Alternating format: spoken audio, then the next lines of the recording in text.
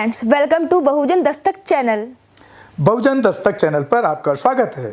बहुजन समाज और महिलाओं पर अत्याचार होने पर हम दिलाएंगे न्याय और दिखाएंगे आपको बहुजन महापुरुषों का इतिहास और पढ़ाएंगे आपको बाबा साहेब भीमराव अंबेडकर द्वारा लिखा हुआ भारत का संविधान। जय भीम, जय भारत। मैं निर्देश सिंह। आज भीमा कोरेगांव शौर्य दिवस पर हम लाइव रहेंगे। हमारे गेस्ट हैं मिस्टर धर्मेंद्र कुमार जी, राजस्थान जयपुर से। जल्दी ही वो जुड़ने वाले हैं। और आज का दिन नए वर्ष से अधिक महत्वपूर्ण ये है कि आज हमारे पूर्वजों की बहादुरी का एक खास दिन है, जिस दिन उन्होंने ये साबित कर दिया कि दमन की जब अति होती है तब क्रांति होती है।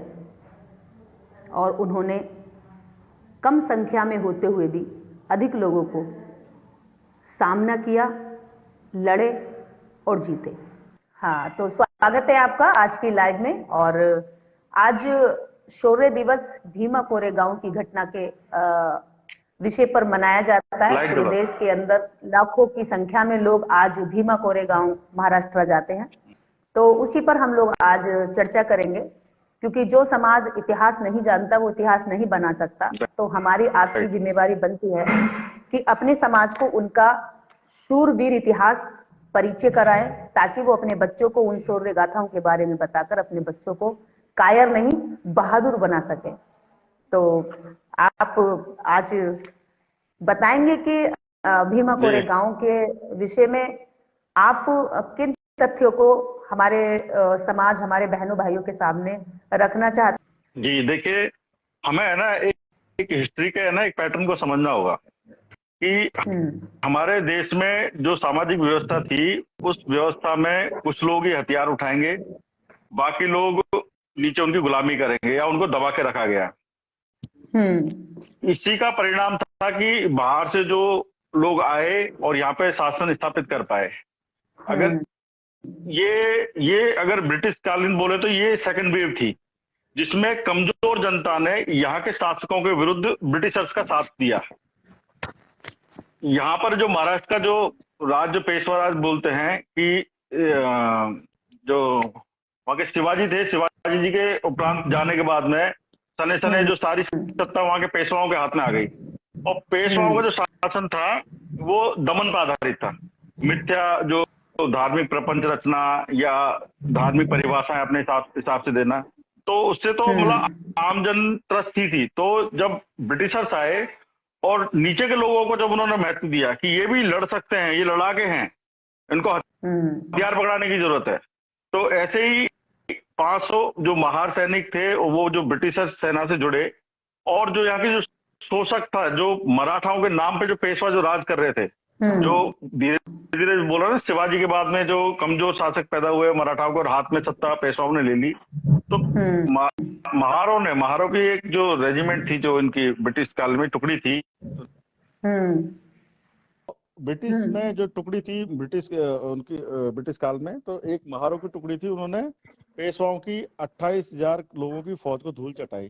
तो इस धूल चटाने में सबसे बड़ा योगदान इस चीज का उनमें जो उनके खिलाफ जो उनके दमन के प्रति जो उनका गुस्सा था, वो गुस्सा महत्वपूर्ण था। वरना 500 लोगों द्वारा 28,000 को हराना आसान नहीं था। ये कहीं ना कहीं जो पेशवाओं का जो दमन था, तो उस दमन से जो गुस्सा लोगों में था और ब्रिटिशर्स ने उन लोगों पर जो विश्वास जताया, तो मुझे लगता है कि, और ये है ना, ये प्रतिरोध जो वहाँ का जो इन्होंने जो भीमा कोरेगांव वाला जो आप युद्ध की बात करते हैं, ये पूरे देश के लिए प्रेरणा है। और सबक लेने की, देखिए हमारे देश में तो सबक लिया ही नहीं जाता है। अब हमारे देश में बिल्कुल है ना, मतलब कि जिस तरीके से अभी भी पूंजी का संकेंद्रण मुट्ठी भर लोगों के हाथ में हो गया है। शुरुआत में जो खेत खलिहानों का संकेंद्रण कुछ मुट्ठी भर हाथों में था, अब बैंकिंग सेक्टर से लूटपाट करके जो बिजनेसमैन बन गए बड़े बड़े, तो एक बड़ा जो तादाद है वो गुस्से में है अभी।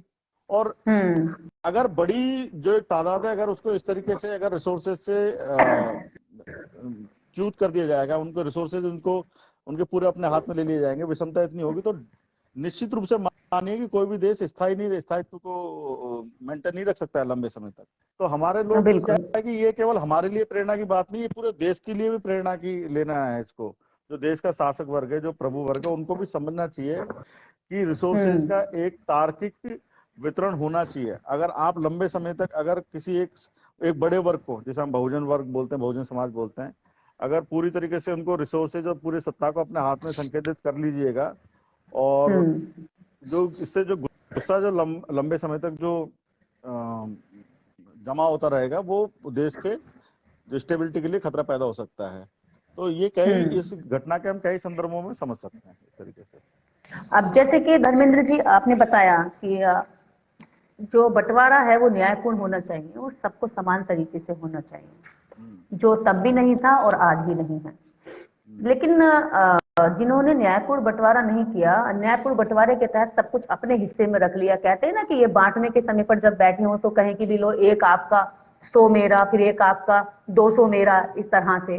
तो ऐसे बंटवारे वाले लोग जो आज भी वर्चस्व में हैं, वो कहते हैं कि महारों ने अंग्रेजों का साथ दिया था राष्ट्र के विरुद्ध, यानी कि राष्ट्र के विरुद्ध। लेकिन एक चीज मैं कहना चाहूंगी, हाँ अभी आपको भी मैं आपके भी व्यूज लूंगी। एक चीज और मेरे मन में आती है कि तब तो राष्ट्र की कल्पना ही नहीं थी, तब तो राज्य हुआ करते थे। और अगर मैं कहूं सही मायनों में अगर हम कहें तो पूरे राष्ट्र को, एशिया के इस उपमहाद्वीप को अगर राजनीतिक रूप से एकजुट किया है तो उसके पीछे अंग्रेजों का हाथ है, ब्रिटिश शासक का हाथ है। जो बिखरे हुए लोग थे, जो राज्यों में जो जगह जगह अपनी अपनी सत्ता चलाते थे, अपने अपने लोगों के लिए अलग अलग कानून बनाते थे, अपनी प्रजा को सताते थे, उन सबको राजनीतिक रूप से एकजुट कर दिया और पूरे इस उपमहाद्वीप को इकट्ठा करने का अगर काम किया तो इसमें ब्रिटिश गवर्नमेंट का बहुत बड़ा हाथ है और उन्हीं की देन है। और ये इनके लिए शर्म की बात है कि आज भी उनको ये गाली देते। दीजिए गाली, लेकिन तथ्यों के आधार पर दीजिए, सही दिशा में दीजिए। अगर आप कहते हैं कि राष्ट्र के विरुद्ध महार लड़े थे, तो मैं कहूंगी कि उस समय राष्ट्र वाली ना कोई कल्पना थी, ना कोई राष्ट्र बना था। जगह जगह जिसने जितने उस पर कब्जा कर लिया, जितने गुलाम बना लिए, जितने दास बना लिए, जितनी शक्ति ज्यादा इकट्ठी कर ली, इतने पे वो अपनी सत्ता चलाता था। तो राष्ट्र की कल्पना अगर मिली तो अंग्रेजों की बदौलत है। ये देखिए, ये इनका जो राष्ट्र का जो है ना डेफिनेशन, इनके लिए राष्ट्र और हिंदुत्व दोनों खोल हैं, खोल जिसमें ये अपने कर्मों को छुपा जाते हैं। राष्ट्र की कल्पना 1857 का जो इन्होंने विद्रोह किया था उसमें भी नहीं थी, आपने देखा। और अगर सही मायनों में देखा जाए तो हमारा जो 1947 में जो स्वतंत्रता मिली वो भी एक प्रीमेच्योर डिलीवरी थी बेसिकली। देखिए, हम लोगों को इसलिए हम लोग खुशकिस्मत थे कि हमें मिल गए, लेकिन हम उस चीज के लिए तैयार नहीं थे। सेकंड वर्ल्ड वॉर हुआ ही था, और जो उपनिवेशवाद के साम्राज्यवाद के खिलाफ जो लड़ा गया था, तो वो एक बड़ा पहलू था कि उसके बाद जो मित्र देश थे उन्होंने बोला कि इसके बाद अगर हम जीतते हैं तो सारे देश आजाद हो जाएंगे। तो हम भी उनमें थे, उपनिवेश में, तो हमको भी पॉलिटिकल आजादी मिल गई। लेकिन सामाजिक आर्थिक आजादी जो लोगों की समझ, लोकतंत्र के प्रति समझ से पैदा होती है धीरे धीरे, और एक लंबा 100-125 साल लगता है लोगों को, लोकतांत्रिक आंदोलन चलते हैं, लोकतांत्रिक समझ पैदा होती है, वो हमारे बीच में अभी भी उसमें कमोबेशी है। तो इनके लिए क्या है कि जब कुछ चीजों को आप अपनी इनकी जो मुँहपुती कालिक को छुपाने के लिए कभी हिंदुत्व के नाटक में घुस जाते हैं, कभी खोल में राष्ट्रवाद के में घुस जाते हैं। तो लोकतंत्र की तो जो सामंतवादी ताकतें थी आजादी के बाद में, जातिवादी ताकतें थी, वो पहले राजनीति में घुसी, वहां से वो प्रशासन में घुसी, वहां से वो आर्थिक क्षेत्र में घुसी। बेसिकली उनका तो षड्यंत्र है।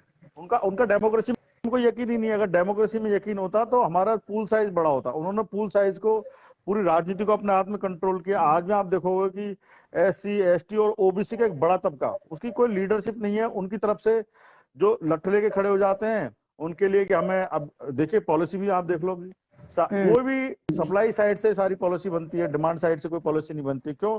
नीचे का लीडरशिप ही नहीं है बात करने को कि भाई डिमांड सप्लाई साइड अगर आप सारी नीतियां बनाएंगे, इंडस्ट्री को पैसा बांटते रहेंगे और गरीब लोगों को जेब में पैसा नहीं देंगे तो इंडस्ट्री तो कोलैप्स करेगी। जब तक डिमांड नहीं है कैसे क्या होगा? तो ये बहुत सारी बातें हैं। इनका राष्ट्रवाद कुछ नहीं है, छलावा। अभी भी इनके राष्ट्र की क्या समझ है? अभी देखिए, जो राष्ट्रवाद की बात करते हैं, हिंदू राष्ट्र कर देते हैं, जिसमें इनके हिंदू राष्ट्र में जिसमें देश की 50% से ज्यादा आबादी समाहित ही नहीं है, इनका ऐसा राष्ट्र है। तो इनका तो राष्ट्र का तो वही है। और देखिए हिंदू बात ये राष्ट्र है कि में सिख कहाँ रहेंगे, जैन कहाँ रहेंगे, पारसी कहाँ सबसे रहेंगे, और, ईसाई और, कहाँ और सबसे बड़ी रहेंगे, बात हो बौद्धिस्ट कहाँ रहेंगे? क्या ये चलिए इनको भगा देंगे या इनको दास बनाएंगे? ये आप छोड़ दीजिए, महाराष्ट्र का है ये भीमा कोरेगांव युद्ध जो भी है। आप अगर उत्तर भारत में आएंगे तो एक भी जो इनके राजा हैं जो सामंतवादी हैं, एक भी बताइए जिन्होंने ब्रिटिशर्स के साथ में मिलकर देश को ना लूटा हो। उन्होंने ब्रिटिशर्स की सेवाएं की, वहां राष्ट्रवाद नहीं आता सेवाएं इनका की। आड़े, वहां आड़े नहीं आता इनका। हिंदुत्ववाद जो इन्होंने लंबे 800 साल तक मुगलों से भी इन्होंने यारी करी, 500 साल 400 साल, उससे पहले भी इन्होंने रिश्तेदारी करी की, मुगलों के तब साथ। इनका राष्ट्रवाद हिंदुत्व आड़े नहीं आता है। ये गरीबों को अलग थलग, चाहे मुस्लिम समाज के गरीब हो या हिंदू समाज गरीब हो, उनको अलग थलग ये मिलके सबके न्याय की बात ना करें। तो ये तो प्रपंच है जी इनका, हिंदुत्व राष्ट्रवाद जिस तरह से पेशवा फर्जी राष्ट्रवादी होकर देश की जनता को लूटकर, कमजोरों को अपना दास गुलाम, उनके सारे अधिकार छीनकर वो राष्ट्रवादी था पेशवा, उसी तरह से आज ये लोग फर्जी राष्ट्रवाद का झंडा उठाए घूम रहे हैं कि हम भी राष्ट्रवादी हैं। तो उन्होंने जितनी इतनी बड़ी संख्या को दबाया और उसका जब गुबार फूटा तो देखिए 500 लोग 28,000 को गाजर मूली की तरह कतर देते। ये हैरानी कर देने वाली बात है कि किसी भी सेना में कम से कम कुछ परसेंटेज की कमी और ज्यादा होती है, लेकिन यहाँ तो एक व्यक्ति पे लगभग 36 व्यक्ति बैठ रहे हैं, एक व्यक्ति पे लगभग 30 से 32 लोग बैठ रहे हैं और एक व्यक्ति 36 पे भारी पड़ रहा है। ये सोचने समझने वाली बात है कि कितना गुस्सा था। एक अपनी आजादी के लिए लड़ रहा है, एक अपना वर्चस्व कायम करने के लिए लड़ रहा है। तो हमारे वर्चस्व पास के लिए लड़ रहा है ना, तो आदमी जो जीवन बचाने के लिए जो लड़ रहा है, ये आंदोलन बिल्कुल वैसा ही नहीं है जैसे कि गांधी जी उस समय स्वाद के लिए लड़ रहे थे, यानी कि नमक के लिए लड़ रहे थे, और बाबा साहब आत्मसम्मान स्वाभिमान के लिए लड़ रहे थे। गांधी जी का था वो, आप भी जानते हैं, वो एक पॉलिटिकल फ्रीडम के लिए उनका था स्ट्रगल जो भी है। हमारा जो डॉक्टर साहब बाबा साहब का था, वो कह रहे कि भाई जो 80 हमारे देश में तो डबल गुलामी है, हम तो गुलामों के भी गुलाम हैं, ठीक है जी। तो उनकी मैं आजादी के लिए लड़ रहा हूँ, तो हमारी सामाजिक आर्थिक आजादी का बड़ा मुद्दा है, तो गांधी जी से मैच नहीं करता है। डॉक्टर अंबेडकर उस समय भले ही उन पॉलिटिकल फ्रीडम फाइटर के रूप में उस तरीके से नहीं दिखते हैं, कांग्रेस के साथ नहीं अलग थलग लड़ रहे हैं, लेकिन अगर बड़े तबके की इमेंसिपेशन के लिए, अगर इकोनॉमिक एंड सोशल इमेंसिपेशन के लिए अगर कोई फाइट कर रहा है तो अंबेडकर के अलावा आसपास कोई दिखते ही नहीं। तो ये एक बड़ी बात है। कोई नहीं है। बात, सबसे बड़ी बात क्या है कि इन्होंने क्या किया है कि बड़े ये चालाक लोग हैं, जो पवित्र शब्द है ना उनकी खोल में घुस गए। राष्ट्रवाद अपने आप में कोई गंदा शब्द नहीं, बहुत ही मतलब अच्छा शब्द है अगर आप राष्ट्रवादी होते हैं। लेकिन आपकी राष्ट्र की परिभाषा क्या है? डॉक्टर अंबेडकर भी राष्ट्रवादी थे। डॉक्टर अंबेडकर कहते हैं कि जब तक पूरे देश की जनता खुश नहीं है, न्यायपूर्ण बंटवारा नहीं है, न्याय समानता का स्थापना नहीं कर पा रहे हम, तो कभी भी हम एक राष्ट्र के रूप में विकसित नहीं हो सकते हैं। तो राष्ट्र की एक बड़ी संकल्पना है, उसमें कोई दिक्कत नहीं है। अभी तक हमारे लिए देशभक्त होना कैसा था? एक पवित्र शब्द था देशभक्त होना। लेकिन आज की तारीख में इन्होंने, फर्जी लोगों ने देशभक्ति जो ओढ़ी है, देशभक्ति शब्द की कितनी गरिमा को नुकसान हुआ ये आप देखिए। इन्होंने राष्ट्रवाद का भी एक है ना अजीब सा एक अपना वर्जन निकाला है। तो बेसिकली क्या है कि जो अभी देखिए, आप बताइए, अभी तक आप अगर देखोगे कि अगर कोई बोल्ड है, दबंग है, तो उसका एक शब्द का एक मायना होता है कि वो आदमी डरेगा नहीं, निर्भीक है।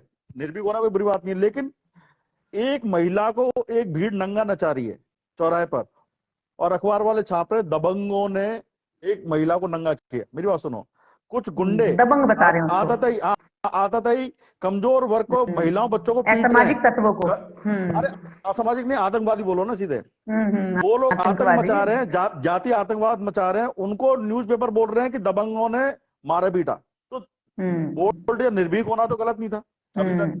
इन्होंने उन्हीं शब्दों को प्रचारित किया कि ये दबंगता है, अगर आप इनको मारोगे कमजोरों को, ये दबंगता है। औरतों को आप नंगा ना चाहोगे, वहां पे आप चौराहे पे नंगा करोगे, तो ये दबंगता है। तो ये इनके ये ऐसे पैमाने बनाए इन्होंने कि ये इनका राष्ट्रवाद है। आप शोषण कर रहे हो, राष्ट्रवाद है। आप गरीबों को शब्दों की परिभाषा को बदनाम कर दिया ताकि उन शब्दों की पवित्रता खो जाए, मिसगाइड हो जाए। ब्रिटिशर्स जहां से आए थे वो लोकतंत्र सीख के आए थे, जो हम 1947 में पाए वो 500-600 साल से वो प्रैक्टिस कर रहे हैं। ब्रिटिशर्स आज भी सबसे पूरी दुनिया में जेंटलमैन के रूप में जाने जाते हैं। हम लोकतंत्र का जरा भी सीखे, चाहे वो लोग सीखे, वो उन्हीं से सीखे, उन्हीं से उन्होंने बहस की, ठीक है ना। तो अगर पेशवाओं के खिलाफ अगर बाहर लड़े थे ब्रिटिशर्स के साथ में, तो वो गलत था। मैं कहता हूं कि उस चीज से वो समाज के बड़े व्यापक फायदे के लिए लड़े, तो उसमें राष्ट्रवाद आड़े नहीं आता, बल्कि मैं तो कहता हूँ कि अगर ब्रिटिशर्स नहीं होते तो आपने जैसा आपने बताया एकीकरण नहीं होता देश का, और जी इनका जो छोटे छोटे टुकड़े जो ये तहसील भर भर के जो इतने बड़े एरिया के जो राजा सामंत बने बैठे थे, ये आज भी देश को 1000 टुकड़ों में विखंडित रखते हैं। लेकिन एक चीज और है कि आज के जो राष्ट्रवादी हैं, अगर उनसे सवाल किया जाए राष्ट्रवाद की परिभाषा, जैसे इन्होंने बदनाम की, अगर सही परिभाषा में सवाल किया जाए तो क्या इन राष्ट्रवादियों ने, एक राष्ट्रवादी थे भगत सिंह, क्या आज के राष्ट्रवादियों ने, नव राष्ट्रवादियों ने क्या भगत सिंह को पढ़ा है? क्या क्या भगत सिंह को फॉलो किया है? किस चीज का दोबारा बोलिए सर, किस चीज का? क्या इन राष्ट्रवादियों ने भगत सिंह को पढ़ा है? क्या भगत सिंह को समझा है? एक राष्ट्रवादी भगत सिंह भी थे। देखिए, क्या ये राष्ट्रवादी भगत सिंह से प्रभावित हैं या वीर सावरकर से प्रभावित हैं? देखिए कम्युनिस्ट जो होते हैं विचारधारा के, उनको राष्ट्रवाद में भी बांधना ठीक नहीं है। उनके थोड़ी सी पूरा विश्व स्तर पर देखते हैं, लेकिन हाँ देशभक्त बोल सकते हैं, अपने सम्मान के लिए लड़ सकते हैं। तो उन्होंने भगत सिंह की तुलना नहीं कर सकते। कम्युनिस्ट नहीं, मैं कम्युनिस्टों की बात नहीं कर रही हूँ धर्मेंद्र जी, पर्टिकुलर कम्युनिस्टों की बात नहीं कर रही हूँ। कम्युनिस्ट तो इंटरनेशनल लेवल पर सोचते हैं, बोलते हैं। जो आज के जो राष्ट्रवादी हैं, जैसे सड़कों पर दंगा करते हैं, जबरन वंदे मातरम बुलवाते हैं, लेकिन वो राष्ट्रवादी कहते हैं खुद को कि हम देश की रक्षा करेंगे, हम धर्म की रक्षा करेंगे, हम गाय की रक्षा करेंगे, हम भगवे की रक्षा करेंगे, हम सनातन की रक्षा करेंगे, हम ब्राह्मण के एकाधिकार की रक्षा करेंगे, और हम मंदिरों की सुरक्षा करेंगे, हम मंदिर बनवाएंगे। तो क्या इन्होंने भगत सिंह को पढ़ा है? मैं हाँ बिल्कुल नहीं पढ़ा है। और मैं आपको पहले ही बोल चुका हूँ, इस देश की जो कल्चर में जो कुछ अच्छे शब्द थे वो इन्होंने पकड़ के उस पर ड्रामा कर रहे हैं लोग बात। ड्रामा कर दिया। हाँ, बेसिकली कबीर जी थे, वो राम नाम का स्मरण करते थे। तो उन्होंने बोला कि मेरा तो राम है वो निराकार है, दशरथ सुत राम नहीं। तो जो गांव में जो परिपाटी है एक दूसरे से अभिवादन करने की, राम राम सा जो बोलते हैं, राम राम साहब, ये कबीर पंथ से निकला हुआ है। उन्होंने इस शब्द को पकड़ा, फिर उसमें दशरथ राम को धकेला, ठीक है ना, और एक बड़ी राजनीति तैयार कर दी। हिंदुत्व में भी क्या करते हैं, वो जानते हैं कि इस देश में हिंदुत्व की थोड़ी बहुत एक पहचान है। तो हिंदुत्व के नाम पे जो राजनीति कर रहे हैं वो 2-3 जातियों की राजनीति करते हैं बेसिकली। लेकिन उन्होंने हिंदुत्व का चश्मा बहुत लोगों को पहना रखा है कि नहीं नहीं नहीं, गाय इस देश में बहुत समय से, बौद्ध काल से पवित्र बना दी गई, क्योंकि गौबली को उन्होंने रुकवाया था बौद्धिस्टों ने, और जीव हत्या को भी रुकवाया था। तो उसी समय से गाय की रक्षा करना तो यहाँ के जो परिपाटी रही है, ले उन्होंने गाय के सेंटिमेंट को पकड़ा, हिंदू शब्द से जुड़े हुए सेंटिमेंट को पकड़ा। तो ये क्या है कि सेंटिमेंटल चीज को पकड़ के जिनसे जनता के सेंटिमेंट जुड़े हुए हैं उन पे अपनी राजनीति करते हैं। बेसिकली इनके लिए खोल है सुरक्षा, इनकी जो कुकर्म करते हैं। हाँ, ये जो राष्ट्रवाद हो गया, हिंदुत्व हो गया, गाय हो गया, ये सारे इनके लिए खोल है। क्योंकि पुरोहित वर्ग उस राजनीति के साथ में है तो इजीली वो क्योंकि डोमिनेंस में है शुरू से। और जिस धर्म में धर्मेंद्र जी, जिस धर्म में केवल एक वर्ग विशेष को सारे अधिकार हो, बाकी सबके कर्तव्य निर्धारित किए गए हों, तो क्या उस धर्म को हम एक सार्वजनिक धर्म कहेंगे या पर्टिकुलर वर्ग का धर्म कहेंगे? जैसे कि हम इसको ये हिंदू धर्म करके प्रचारित करते हैं, लेकिन जब सवाल करते हैं तो कहते हैं कि हिंदू कुछ नहीं, सनातन है। जब सनातन पर सवाल खड़े करते हैं तो कहते हैं कि सनातन कुछ नहीं है, ब्राह्मण है। तो इसका मतलब ये ब्राह्मण धर्म है या हिंदू धर्म है जहाँ केवल एक वर्ग के अधिकार है? देखिए, बाबा साहब ने भी अगर जिस जगह ब्राह्मण शब्द यूज किया है अपने लिटरेचर में, उस जगह उनका 80% ब्राह्मण से शब्द होता है ब्राह्मण धर्म, ठीक है ना। वर्ण व्यवस्था से जुड़े हुए हैं जो 2-3 वर्ण के लोग हैं जो इसको चलाते हैं। तो आपका सवाल मैं हाँ, आपका सवाल दोबारा बताइए मुझे। क्या हम आज के जो धर्म, हिंदू धर्म में ये सब लोगों को, युवाओं को, बाबा साहब ने सॉरी हाँ याद आ गया, तो ये ब्राह्मण धर्म हुआ या हिंदू धर्म हुआ? और एक्चुअली हिंदू नहीं है। हिंदू तो कोई एक, देखिए पहचान भी, हिंदू कोई धर्म नहीं है, किसी शास्त्र में वर्णन नहीं है। हिंदू तो इनके कुछ जो बाहर से आए लोगों की पहचान थी कि सिंधु नदी के पार के लोगों को सैंधव बोला जाता था और वो सै का उच्चारण हा करते थे। तो हैंदव से हिंदू ऐसा कुछ ड्राइव होके आया है, मतलब विकसित होके आया है। और दूसरी बात जो बाबा साहब ने बोला था कि जो अगर समानता नहीं है और एक दूसरे का शोषण कर रहे हैं तो धर्म नहीं है, वो तो एक राजनीति है। उन्होंने हिंदू धर्म को जो बोले वो एक राजनीति है शोषण करने की। तो उसी तरीके से हम देखते हैं। लेकिन हम लोगों को भी है ना, थोड़ा सा इन चीजों को लोगों को वैचारिक रूप से मजबूत करके हम लोग है ना, वो इस खोल को जो यूज कर रहे हैं, हमको इस खोल से नहीं लड़ना है। ये खोल क्या लोगों की भावनाओं से लड़नी है। हमको इन लोगों को नंगा करना है, हमको इनको खोल से बाहर निकालना है। हमारा पहला काम होना चाहिए इन लोगों को इस खोल से बाहर निकालना। बेसिकली इन्होंने ये जगह जगह उन खोल को ओढ़ के बैठे हैं जो जनता के सेंटिमेंट से जुड़े हुए हैं। मेरी बात समझ रहे हैं आप? ये बहुत चालाक लोग हैं। तो अटैक, बिल्कुल देखिए गरीब भावनाओं लोग के भी साथ खेलते हैं। हाँ, इस देश में इतने सारे संप्रदाय हुए हैं, आज उनको एक कॉमन पहचान में दे दिया, हिंदू पहचान में दे दिया है। अभी कबीर की इतनी बड़ी धारा थी इस देश में, आज वो धारा सूखी सूखी नजर आती है। कबीर उन जगह पहुंच गया जहां सड़कें भी 20 साल पहले पहुंची हैं, ठीक है ना। अब वो धारा बिल्कुल थोड़ी थोड़ी सूखती जा रही है, क्योंकि उन चीजों को प्रेरणा नहीं मिल रही है, प्रोत्साहन नहीं मिल रहा है सरकार के द्वारा जिन चीजों को प्रोत्साहन मिल रहा है, प्रेरणा मिल रही है, लोग उधर ही जा रहे हैं। तो एक बड़ी बात है। बाकी हिंदुत्व की पहचान में इन्होंने बहुत सारी चीजों को इकट्ठा कर दिया, तो हमें ना हिंदू शब्द को अभी उस तरीके से हिंदू पर अटैक ना करके इनको खोल से बाहर निकालने का प्रयास करना चाहिए। तो कहने का मतलब ये है कि जब ये दमन की अति होती है तो भीमा कोरेगांव की घटना होती है।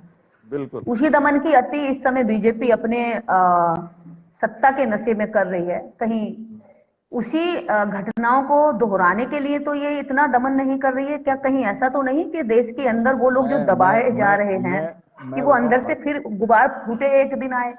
देखिए, मैं बोलूं 28,000 को हराने के लिए 500 लोग इकट्ठे किए गए, 500 लोग इकट्ठे किए गए ना। अभी 500 लोग इकट्ठे करने की नहीं हो रही है। बेसिकली हो क्या रहा है, एक एक आदमी लड़ रहा है हर जगह, अकेले अकेले लड़ रहे हैं। तो अभी वैसे नहीं उनको हरा सकते हैं, 500 लोगों को इकट्ठा होना पड़ेगा 28,000 के खिलाफ में। तो हमारे हम क्या कि हम चूंकि हम लोगों के लिए तो मरने जीवन का प्रश्न है, स्वतंत्र हमें तो आजाद होने के लिए लड़ाई लड़नी है, तो जीत हमारी होनी है, लेकिन 500 लोगों को एक साथ आना पड़ेगा। अभी क्या हो रहा है कि जो भी है आप सिंगल आदमी एक वन मैन आर्मी लड़ रहे हैं, तो उससे ये अभी जीत नहीं सकते हैं। लड़ाई जीतने के लिए नीचे के जो कमजोर तबके के 500 लोगों को इकट्ठा होना पड़ेगा 28,000 के खिलाफ कम से कम। वो 500 इकट्ठे थे, इसलिए 28,000 पर भारी पड़े। लक्ष्य एक था। और अपनी आजादी के लिए लड़ रहे थे, जीवन मरण का प्रश्न था उनके लिए। इस तरफ भी उनके लिए मौत जैसा ही था, नरक ही था। तो उन्होंने कहा कि जान जाए तो जाए, उनके लिए भय नहीं था जीने के लिए, क्योंकि उनको किसी सत्ता का उपभोग नहीं करना था। उनको था कि बस एक बार ये संकट से बाहर निकल जाए कैसे भी करके। तो पैसे खोने का भी डर नहीं था, ना धन अर्जित किया था कि धन खो रहा है। जीत कमजोर वर्ग की होगी, शोषित वर्ग की होगी, लेकिन उन लोगों को इकट्ठा करना भी बड़ा चुनौतीपूर्ण है इस देश में अभी, क्योंकि चलिए अगला सेशन हम इकट्ठा करने पे करते हैं, अगला सेशन इकट्ठा करने पे करेंगे। और हो सकता है आप और हम मिलकर के इनके जो कानों में इन्होंने रुई ठूंस रखी है समाज के दर्द को ना सुनने की, हो सकता है उसको खींचने का काम हम लोग करें और उसमें सफलता भी मिले। क्योंकि देश के सभी बहुजन ये चाहते हैं, देश के समस्त SC OBC चाहते हैं, आम जनता चाहती है कि नेता इकट्ठे हों, लेकिन नेता चाहते हैं कि मैं ही नेता बनूं। तो इस विचार से भी इनको मुक्ति दिलाने के लिए हमें लगता है कि जमीनी कार्यकर्ताओं को काम करना होगा। और जब वो करेंगे मजबूती के साथ, समाज से बड़े नहीं है ये नेता, समाज ने नेता बनाया, वो समाज के लिए नेता है, तो फिर समाज के हित में काम हो तो ज्यादा बेहतर होगा। आप लंबे समय तक याद किए जाओगे, आपकी गुलामी कम समय में कट जाएगी, समाज आपको याद करेगा। अगर आप निजी इसके लिए लड़ते रहेंगे खुद नेता बनने की जिद में, तो एक भी नहीं बन पाएगा। मुझे लगता है जिन नेताओं के जीते जी मरने की समाज उम्मीद करने लगे, तो वो नेता नहीं हो गए, फिर वो कलंक बन जाते हैं समाज के लिए। नेता नहीं, देखिए अगर सत्ता में अगर कोई समाज पूरा अगर ताकत के साथ में शामिल हो जाता है सत्ता में, तो हर आदमी नेता हो जाता है, हर आदमी को ताकत मिल जाती है। यूं व्यक्तिगत लड़ाई से तो कुछ भी हासिल होना नहीं है। और हाँ, मैं आपको धन्यवाद देना तो भूल ही गया कि आपने इस मौके पर मुझे जोड़ा और मुझे बात रखने का, आपके जो फेसबुक के माध्यम से मेरी भी बात रखने का मौका मिला मुझे। धन्यवाद। एक तो आज का जो दिन था वो बहुत खास था। पहला ये था कि साल का फर्स्ट डे है, नए साल की सभी लोगों को बधाई, नववर्ष की बहुत बहुत शुभकामनाएं जी, बहुत बहुत शुभकामनाएं। और मैं एक लाइन के साथ यहाँ खत्म करूंगी, नए वर्ष के लिए बोलना चाहूंगी कि कोई भी परेशानी आपसे बड़ी नहीं होती है, आप उसको मोड़ सकते हैं, अपने अनुकूल ढाल सकते हैं। ये शौर्य दिवस भीमा कोरेगांव की घटना से हमें सीख मिलती है कि 500 लोग 28,000 को भी सबक सिखा सकते हैं और उनसे जीत हासिल कर सकते हैं। लेकिन लक्ष्य बड़ा होना चाहिए, लक्ष्य सबका एक होना चाहिए, लड़ाई की डेट और प्लेस सबका एक होना चाहिए। ये नहीं कि एक वहां एक वहां एक वहां, तभी वो जीत पाए थे। अगर वो 500 बिखर कर इधर उधर से जाते तो शायद लड़ नहीं पाते। कुछ भीमा कोरेगांव की नदी पर होते तो कुछ गांव के उस छोर पर होते, कुछ उधर होते, तो लड़ नहीं पाते। जहां दुश्मन होता है वहां सामना करना होता है, और ऐसे लोगों को एकजुट होना पड़ेगा। जिनके पास अस्त्र शस्त्र नहीं है, उनके पास संख्या बल है, और ये साबित कर दिया कि अस्त्र शस्त्रों को कम संख्या बल भी अपने हौसलों से हरा सकती है।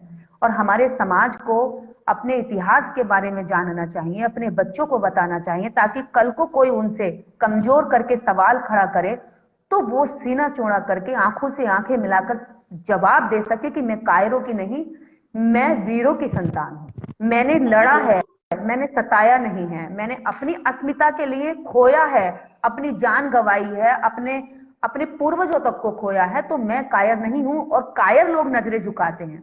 तो मुझे ऐसा लगता है जब ये समाज अपने महान इतिहास को जान जाएगा तो ये सामना करने की भी ताकत इकट्ठा कर लेगा। नहीं, बिल्कुल इतिहास से ऐसे जो हमें प्रेरणा दे सकती है, ऐसी जो कहानियां हैं, जो किससे मतलब इतिहास है, उनको हमको घर घर तक पहुंचाना चाहिए। और आप देखो ना, सरकार को जैसे ही पता लगा, सरकारों को कि ये प्रेरणा का वो बन रहा है, तो 2-3 साल से वहाँ पे आयोजन भी नहीं हो पा रहा है। आयोजन रोक दिया। इस बार भी आयोजन के लिए मना किया गया, लेकिन फिर भी कुछ लोग गए हैं, वहां पहुंचे हैं, परमिशन नहीं दी गई। आप देखिए ना कि वो जहाँ पे स्पष्ट एक निकल रहा है कि हमारे लोगों ने इस तरीके से लड़ा पेशवाओं के खिलाफ, तो वो एक मैसेज जाता था वहां से। लाखों लोग वहां से, जो वहां पे एक बार जाएगा तो कम से कम इस चीज को अपने अंदर भर के लाएगा ना, इन भावनाओं को, बिल्कुल प्रक्रिया को रोका है जी।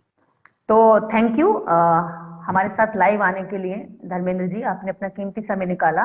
और हम सब इस समाज के वो योद्धा हैं जो इस समाज में कुरीति और समाज की बुराइयां, समाज की वो समस्याएं जिनको वो खुद क्रिएट करता है और जिनमें खुद उलझा हुआ है। मुझे लगता है जातिवाद आज समस्या नहीं है, आज जातिवाद हमारी खुद की चिपकी हुई एक बीमारी है जिसको हमने खुद चिपका रखा है। अगर वो हमसे पूछता है जिसको फायदा है, तो मुझे लगता है कि वो इसलिए पूछता है उसको लाभ है। लेकिन हम आपस में जातिवाद करते हैं, आपस में जातियों के हिसाब से शादियां करते हैं, रहन सहन करते हैं, दोस्ती डेवलप करते हैं, आगे के रिश्ते को मजबूत करते हैं। तो मुझे लगता है कि ये हमारी खुद की बीमारियां हैं, और इन बीमारियों से उभरने के लिए हमें इलाज पर काम करना होगा। और मुझे लगता है वो तभी कर सकते हैं जब इकट्ठे होकर के अपने इतिहास के बारे में जानेंगे। इतिहास में जब जाएंगे तो पता चलेगा कि जातियों का जो बंटवारा है वो इंसानों में होता ही नहीं है। अगर किसी ने किया है तो इस साजिश के तहत किया, ताकि संख्या के बड़े लोग बिखरे रहें और कुछ कम % लोग उन पर सत्ता अपनी जारी रखें। तो आज के दिन सभी दर्शकों को, सभी साथियों को, सभी भाई बहनों को आज का नया दिन मुबारक हो। आपका ये साल पिछले साल से बेहतर हो। आप इस साल में कुछ बड़े लक्ष्य जो सोचकर आज का दिन शुरू करें, वो सब आप प्राप्त कर लें, और निजी जीवन से समय निकालकर समाज के लिए व महापुरुषों के विचार के लिए भी आप काम करें, ऐसी मैं कामना करती हूँ। इसी के साथ धर्मेंद्र जी का पुनः स्वागत है और धन्यवाद कि आप लाइव पर आए। सभी साथियों का शुक्रिया। इसको शेयर करें, लोगों को बताएं कि इतिहास को जरूर जानें। अगर इस तरह के लोग और भी कहीं आपको काम करते दिखाई दे तो उनको सपोर्ट करें, क्योंकि ये वह लोग हैं जो समाज की मुख्य बीमारियों पर इलाज खोज रहे हैं। ये वह रिसर्च करने वाले लोग हैं जो समस्याओं को जान गए हैं, अब समाधानों पर दौड़ लगा रहे हैं। तो ऐसे जहां भी लोग आपको काम करते दिखे उनका सहयोग करिए, क्योंकि वो बहुत विषम परिस्थितियों से लड़कर इन कामों को आगे बढ़ा रहे हैं। धर्मेंद्र जी अगर आज कर रहे हैं तो मुझे लगता है अगर उनके 80% समर्थक हैं तो उनके पास 20% ऐसे विरोधी भी हैं जो मारने की, गाली की, जाने कितनी सारी चीजें होती हैं, और हर दिन कुछ ना कुछ ऐसा फेस करना पड़ता है। षड्यंत्र रचे जाते हैं, है ना। जीवन का बहुत सारा समय और ऊर्जा और पैसा वो गलत तरीके से उनको परेशान करने में खर्च करवाना चाहते हैं, ताकि ये उलझ जाए और सही रास्ते पर काम ना हो पाए। तो हमारे लोगों को सपोर्ट करने के लिए अपने दिल को खोलकर सपोर्ट करना चाहिए। जो समय नहीं दे पा रहे हैं वो समय के साथ अगर लोगों का साथ ही दे दे तो बड़ी बात होगी। कि बिल्कुल सही बात है कि हम लोगों को एकजुट होने की जरूरत है अभी, और ऐसी उनसे इतिहास से हमें प्रेरणा भी लेनी चाहिए। बिल्कुल यही बोल रहा था। हाँ, तो आज का लाइव हम लोग यहीं पर खत्म करते हैं। सबको नववर्ष की बधाई और शौर्य दिवस की बहुत बहुत मंगल कामनाएं। इसी तरह से शौर्य गाथाएं आगे भी समाज में हमारे जारी रहें। दबे हुए गुस्से को इतना उबाल लाइए कि कम से कम समाज को आजाद कराइए। इस तरह एक एक करके मरने से बेहतर है कि इकट्ठे होकर के एक साथ मर जाइए। मेरा तो कहना यही है। मैं उनमें से नहीं कि कायरता का जीवन जीकर मैं 100 साल तक जीती रहूं। बाबा साहब अम्बेडकर ने कहा जीवन लंबा नहीं महान होना चाहिए, तो महान जीवन के लिए तैयारी करें। हमारे महापुरुषों ने जला दी है, वो लौ तो जलती रहेगी जब तक कि वो अपने अंतिम लक्ष्य तक ना पहुंच जाए। तो हम नहीं तो कोई और आएंगे, हम थक जाएंगे और आएंगे। बिल्कुल। तो अब तो ये कारवां रुकने वाला नहीं बाबा साहब का। बिल्कुल बिल्कुल सही कह रहा है। ये कारवां रुकना नहीं चाहिए और ये कारवां आगे बढ़ेगा। सुनने वाले लाखों भाई बहन हमारे इस वीडियो से मोटिवेट होंगे और मुझे लगता है कि इस मिशन की धारा पर चलने के लिए खुद को तैयार भी करेंगे। इसी के साथ जय भीम, जय भारत। हमारे चैनल बहुजन दस्तक को देखना, लाइक, शेयर, सब्सक्राइब करना मत भूलिएगा और फेसबुक, ट्विटर, इंस्टाग्राम पर फॉलो जरूर करिएगा। जय भीम, जय संविधान, जय भारत, नमो बुद्धाय। धन्यवाद। रोको मत, हमें टोको मत, हमें आगे बढ़ते जाना है। जय भीम का नारा लगाना है, जय भीम का नारा लगाना है। जय भीम, जय भीम।